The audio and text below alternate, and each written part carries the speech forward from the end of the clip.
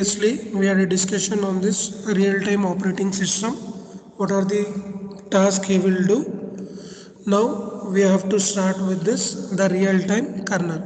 Okay, the kernel of a real-time operating system is referred to as a real-time kernel. The real-time kernel is highly specialized and it contains only the minimal set of services required for running the user application or task. Okay. So what is this real-time kernel? Why it has evolved? Because we have multiple tasks should be running, right? As we say that it is a user application, and these user application will be for some duration of time. Okay, so for this duration of time, that user application should perform some of the functionalities, right? The functionalities are a task or process management. So what is this? So we will be discussing. So it performs some operations related to what is a means whether inputs, whether it has been reached, right? What process I have to do? So where should that output should be stored? Everything it will be dealt by this task or process management.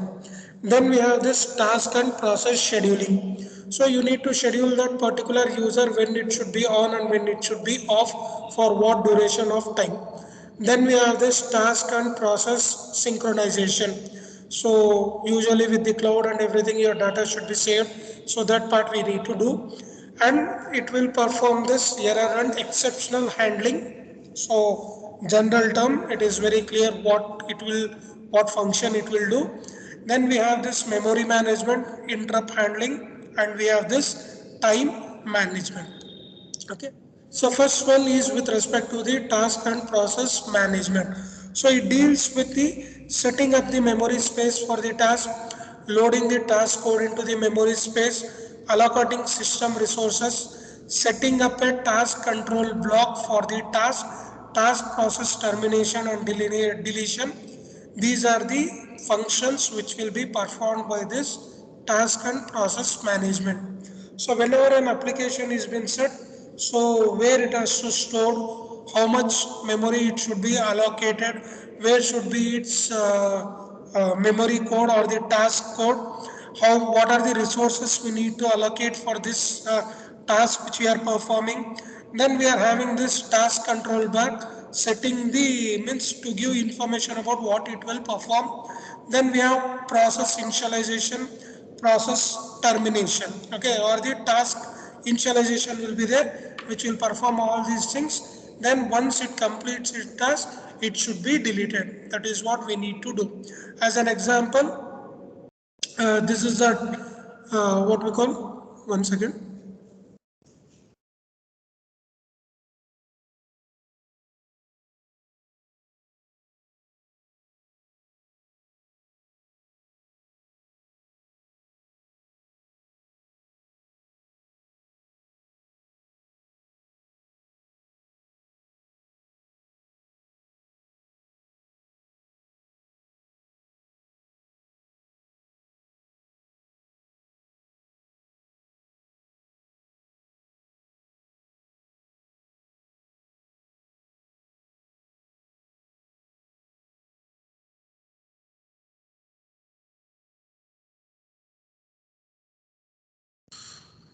Okay, sorry for the interference. So task control block initiates what type of means functions it is going to initialize, then what are the requirements, then how it will be processed, then it should be ended. That is what we are trying to do in this Teams apps also.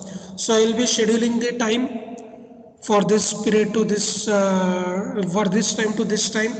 So I will be conducting this embedded class for this 6A student, and that I will be posting, and that I will be posting in the group, so that you will come to know. And once it is completed, I am going to end this session so that it will terminate everything. Otherwise what happens, it will be keep on running. So that is the thing which will be taken care by this task process management. Now we are having this task control block, and this task control block, it has to identify few of the things what it has to know. So which ID, like we have said, so which semester, which class, which section, right? These are all information I should give. What is the date, right? Who is handling the subject? So what is the link? Everything I will provide. Similarly, we have this information. So that information we are calling it as a task ID. So identification number, task state. So whether we have seen in the pipelining part also, it is having multiple state like a idle state, ready state, running state. So which state it belongs. So that information it should be providing. Task type, right? So whether it is a real time, whether it is a hardware type, whether it is a software type. So what is the task type which is running? So that we have to provide.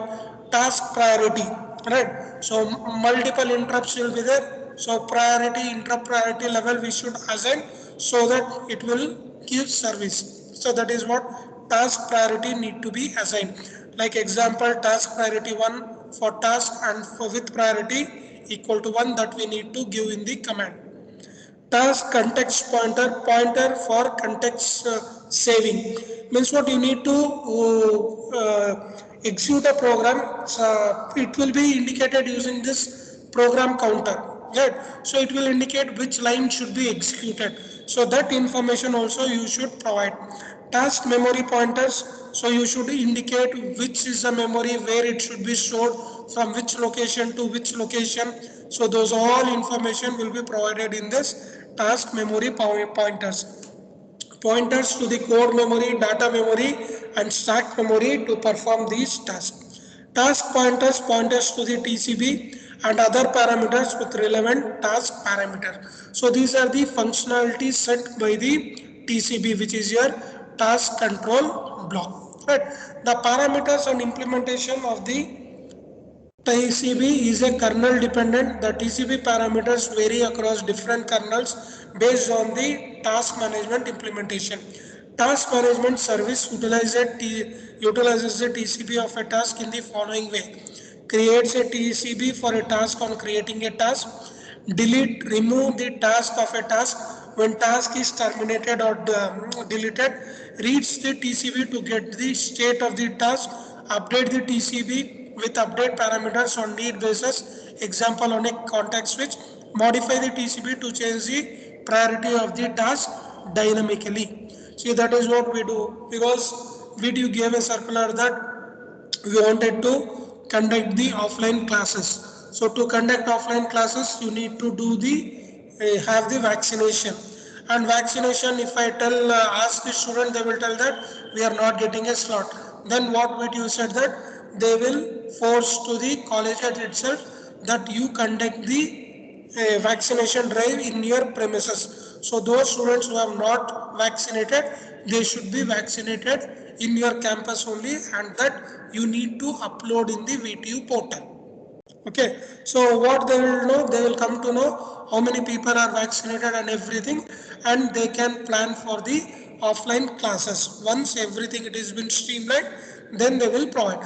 And during by this time, almost theoretical classes will be over, so you are left out only with the lab sessions. Maybe they will give around 2 weeks or 3 weeks to conduct this revision of the classes as well as the labs program, so that you will take up your examination. So for all these things, they are having some plans and they are performing, right? So that is why we every time will be asking you fill the forms and do that one. So there is some particular time they have to submit it. So whenever you want, you can create what is the conditions. So all information should be prior planned and it should be presented, right? That is why these steps plays an important thing. Few people will be added, few people will be removed. So checking all these parameter we have to see. This is a real time example. Now that same thing it will be applicable for your software also. So it should know which is the memory, which type of memory, whether I can assign a task for it one, whether I can include or whether I can remove, or whether it is in what state. So those are all performing, we have to follow these steps. Okay. Update the TCB and update the parameters on need basis. Means what? Every day you need to update. Once I will apply it, after 1 week I will leave it. So that cannot be processed. Once again.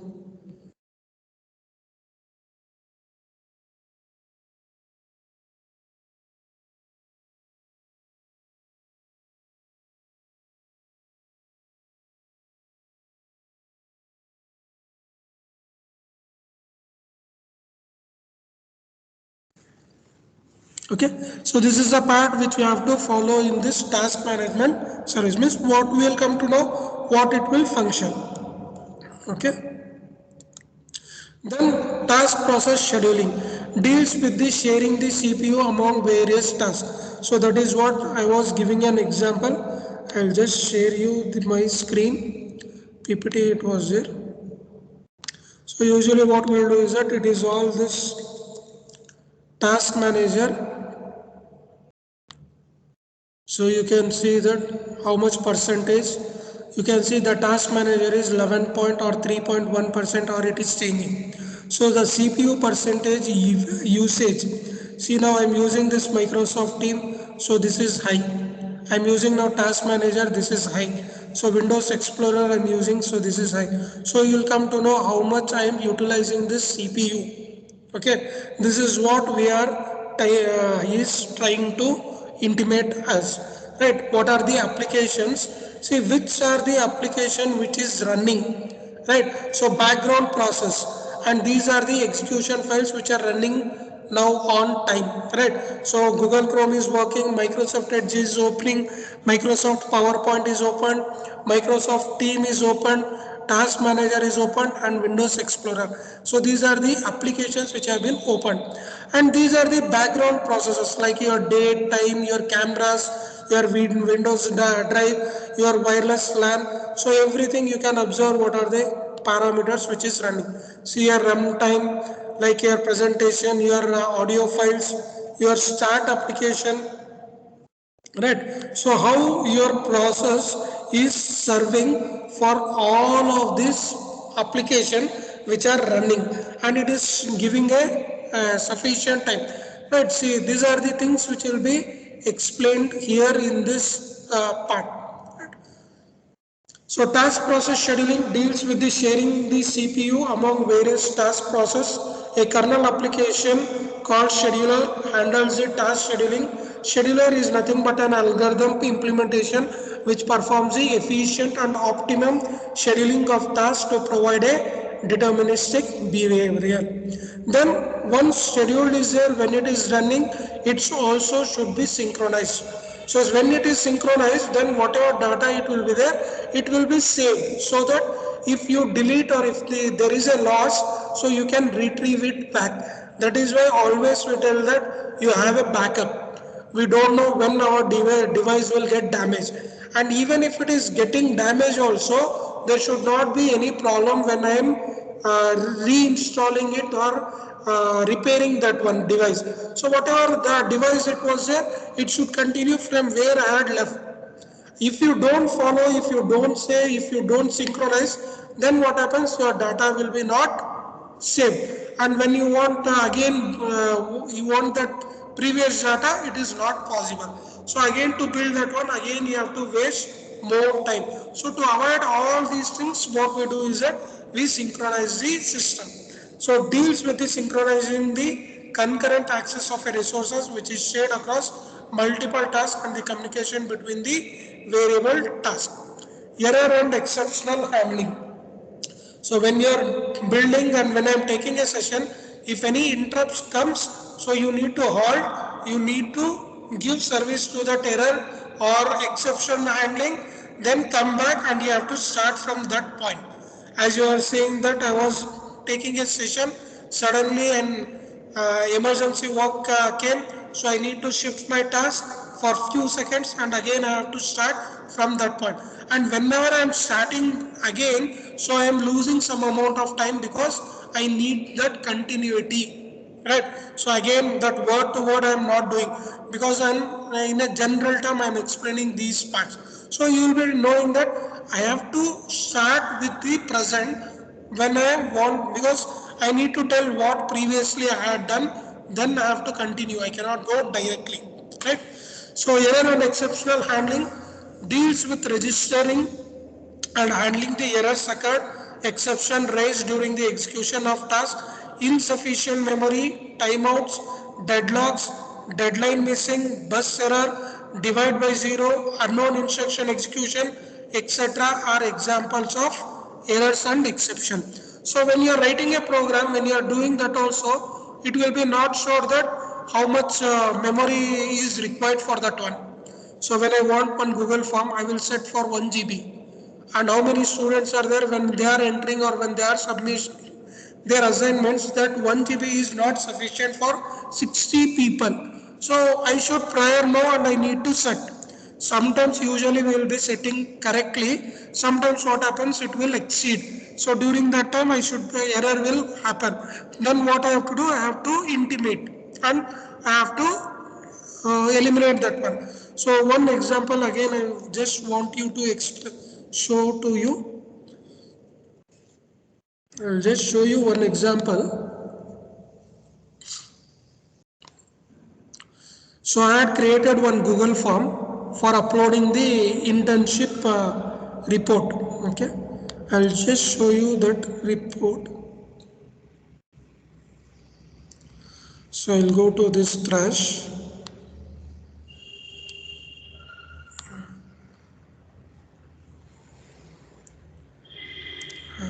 See here, this is a Google form.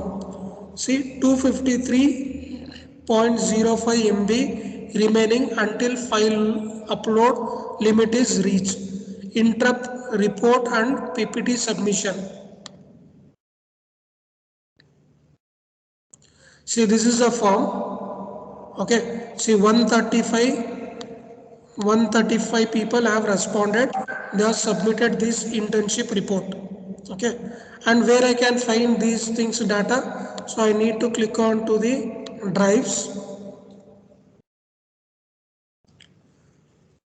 Right, so you can see there is a folder here, internship report and PPT submission. So if I click on this one, so internship certificate, I have made one file. Internship PPT submission, I have made a file. Internship report submission, I have given. So if I click on this, you can see all the reports, it has been submitted. Okay. Now you observe here, this is a form, and you observe here, this is a response. Okay. I am going for the questions. So you observe here. So internship PPT submission. So if I click on this one, I am going to get this file upload PPT and maximum file size I have limited to 100 MB. So I can increase this to 1 GB.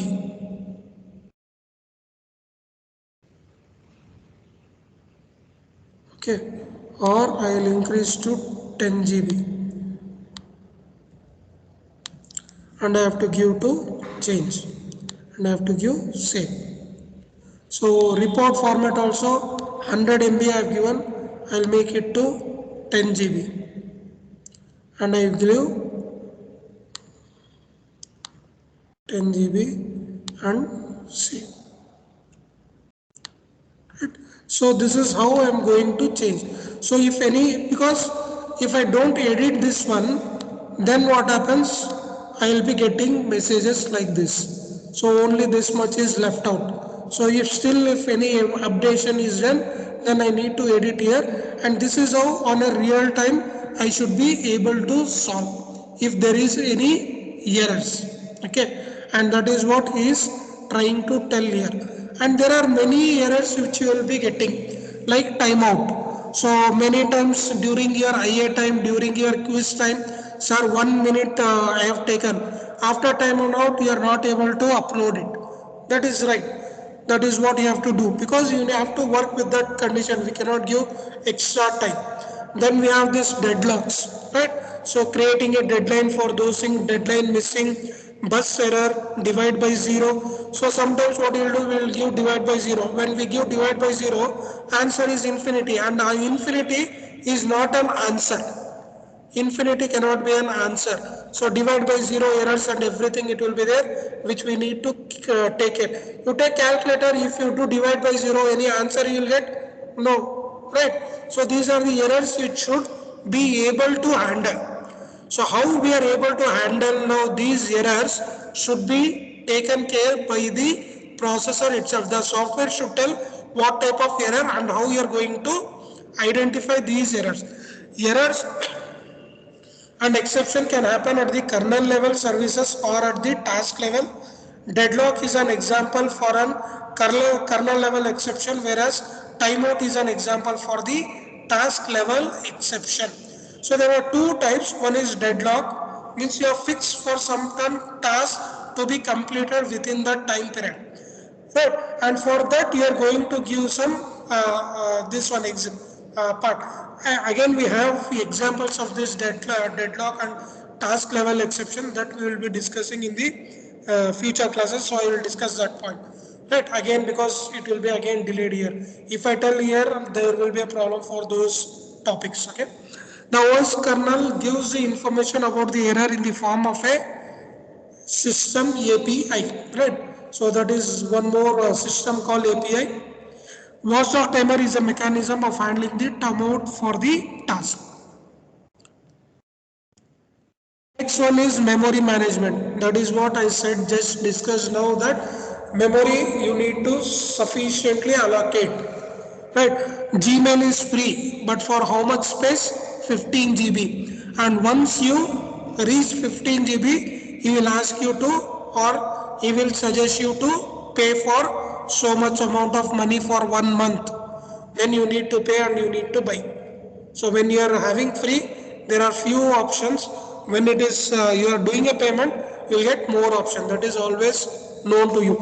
Generally, what we do is that we will change to a new mail ID instead of paying and continuing. Right. So RTOS make use of block-based memory system, based memory technique instead of the dynamic memory allocation used by the GPOs. RTOS kernel uses blocks of fixed size of dynamic memory, and the block is allocated for the task of a need basis. Okay, the blocks are stored in a free buffer queue. To achieve a predictable timing and avoid the timing overheads, most of the RTOS kernel allow tasks to access any of the memory blocks without any memory protection. RTOS kernel assumes that the whole design is proven corrected and provided once again, protection is unnecessarily. Some commercial RTOS kernels allow memory protection as a optional thing. Now, how you will come to know what is the size of the memory, right? How you are going to know? I will just take one more example here.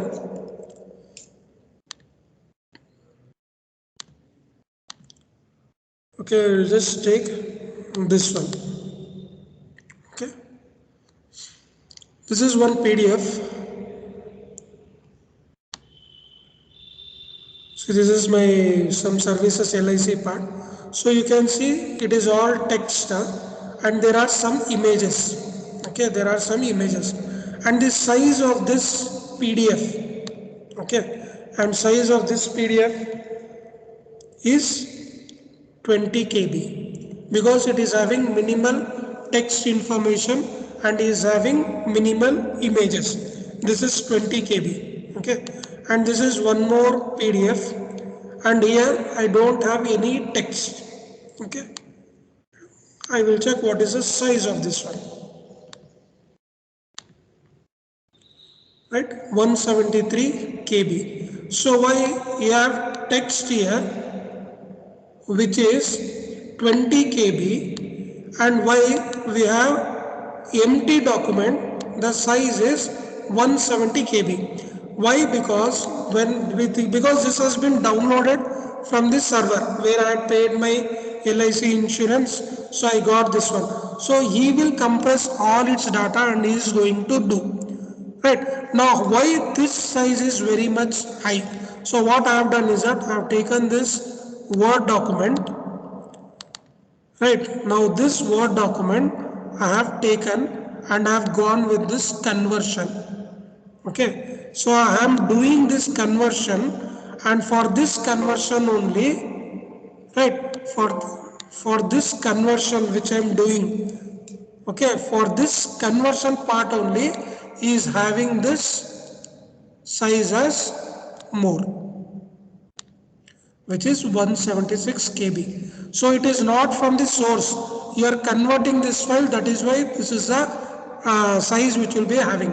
Now if I take one more document, like if I take this module 4, the document size is 2.14181, and for this IP question paper, this is this one. Why there is a difference here? If you tell, so you can tell that here what is the content size, and here what is the content size. So you can see here number of pages is 5, and here if you see number of pages is 63. So for each of this text content it will be taken, because 8 bit 8 bit 8 bit, so like that it will calculate, and totally how many number of bits will be there, it will be measured. So that also you can observe. If I take one of the Word document, I will just take one of the Word document and show to you.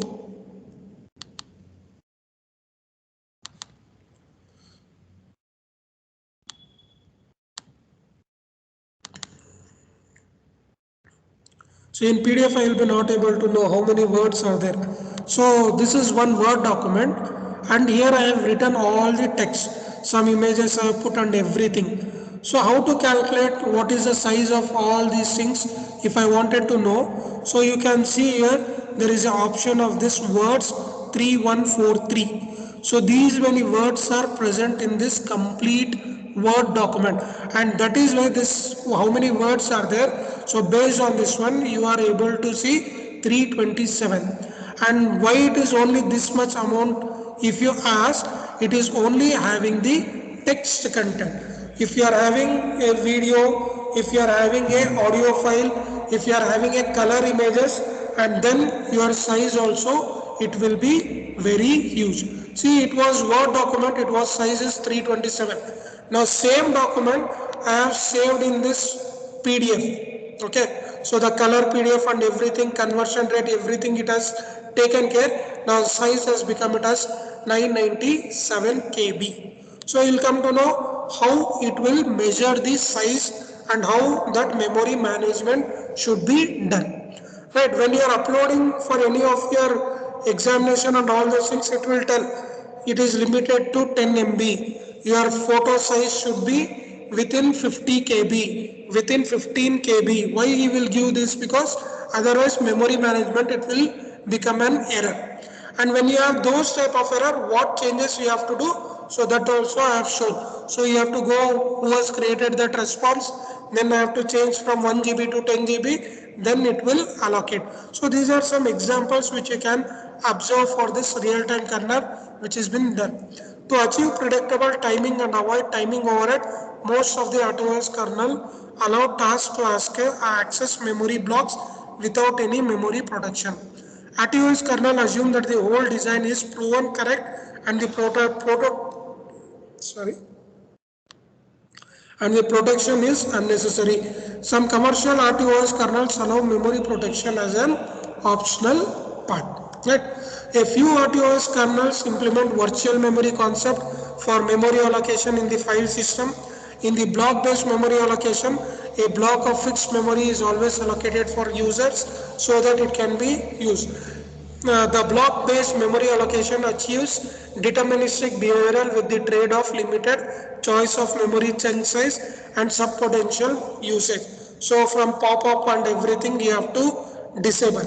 Okay. Next one is your interrupt handling. So earlier I was saying that how you are going to handle if any interrupts occurs in between. So you should be well versed of the system, and you should be knowing what type of action I need to initiate when an interrupt occurs. So somebody talks, I cannot stop, right? So I have to make sure that for what reason he is interrupting, and if he doesn't listen to me, what I have to do is that I will remove it, and that is the option is there provided to me, right? So I want to minimize these all interrupts. So interrupt handling deals with the handling of various types of interrupts provides real-time behavior to system. Interrupts inform the processor that an external device or an associate task requires immediate attention. Interrupts can be either synchronous or asynchronous. Synchronous interrupts occur in a with the currently executing task. So you will be aware of this synchronous interrupts. So during this time an issue will come. So you people also will be knowing, right? So Rajendra sir will take the attendance during last 5 or 10 minutes prior, or what do you call always I take session, I will give 5 minutes of time. 11:55 it is there, so 12 o'clock it start, because 5 minutes I spend, because I want you to join the session. So like this we are giving, and these are all synchronous. Asynchronous means what? Whenever I want, I take. Sometimes I will take attendance at the beginning, sometimes I will take attendance at the middle, sometimes I am taking attendance at the last point. So it is not unsynchronized type which we are following. So synchronized step, divide by zero, memory segmentation error are the example of this synchronized interrupt. For synchronized interrupt, the interrupt handlers run in the same domain, same part using the interrupt tasking. Asynchronous occurs only at a point of execution of any task and are not synchronized with the currently executing task. The interrupts generated by the external devices, so which are the devices we have observed. Priority levels can be assigned to the interrupts, and each interrupt can be enabled or disabled individually. Most of the RTOS kernel implements nested interrupt architecture, where we are going to follow this pre-emission or interrupt subroutine, or going for a servicing for an interrupt, or going for this high priority interrupt. So every time you might have observed in the banking website, so during so and so period, so software is being upgraded, so you will be not available for servicing during this period of time. So 1 week before only they will tell you, because they are in the upgrading of their software. So what they will upgrade? So they will allocate more space, whatever unwanted data will be there, everything it will be removed, right? So why they take so much of time? Because now whatever transaction I am going to do, everything it will be listed, and it will be stored into a server, and that will be available. Now if I want to, because if it is there, it will take more time, more space. So what they will do, they will remove it, and they will save the memory, because they don't want to have any issues. Best example is your internet banking. See, internet banking, if internet is correct, it will take very less time. It will be in a fingertips, it will open, it is very fast. Okay, you take some website, it will be very slow, because it cannot be managed properly, right? And during examination time, at least you have that from morning to evening, every student will be logging in, so you are not able to think, because they have not mapped these things properly. And also, when you complete your engineering, another 4 years, your all documents will be present in the physical.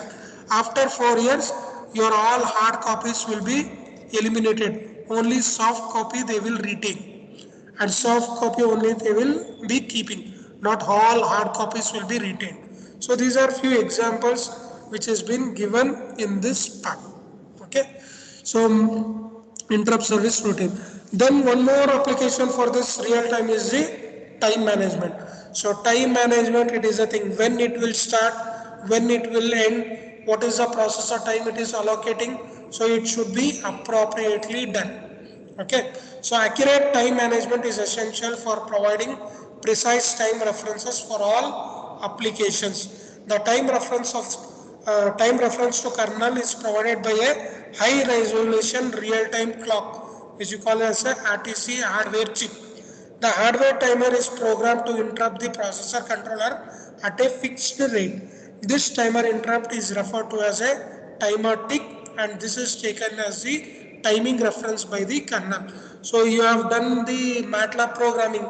So MATLAB programming, you are executing your program, and you should know how much time it will take to execute my program. So you will write a command as tick. So if you write a tick, it will tell that how much time it is going to take to execute your program. Right? That is what information you should have. Your parents also will use this tick concept in your real time. So they will measure everything. Oh, from my home to reach college, what is the distance? If I am traveling from two-wheeler, how much time it will take to reach to the campus, and plus or minus 5 or 10 minutes you will give. So within 40-45 minutes you should reach to the campus. So from college, within 45 minutes you should reach to the home, and during evening time traffic will be there, so another 10 or 15 minutes you can give extra time. So after 2 hours also, if you have not reached to your home, then your parents will call. Then they will ask, where are you, why you have not arrived, is there any work is there or something, they will ask, because they will measure everything. They will come to know when they have to make a call. Otherwise what happens, every half an hour they will call. So parents what they will measure all these things, and they will tell that, so after 2 hours also you have not reached, then I have to make a call. So that is the task which will be given.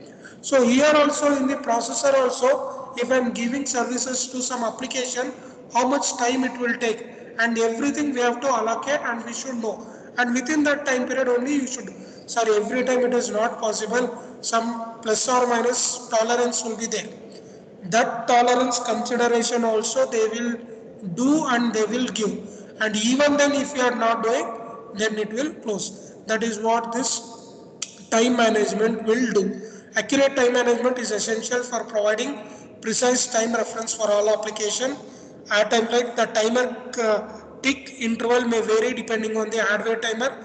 Usually the timer tick varies in the microsecond range. The time parameter for task are expressed as a multiples of this task. So to calculate this one, so this example we will take in the next session. Okay. So this example is there, how much time it will take, that we will do it. See how much process, see here they have given example, if a system time register is 32-bit wide and the timer tick interval is 1 microsecond, the system time register will reset in what? So to do that one is given this example. So this example we will cover in the tomorrow's session. Okay. So we'll stop now.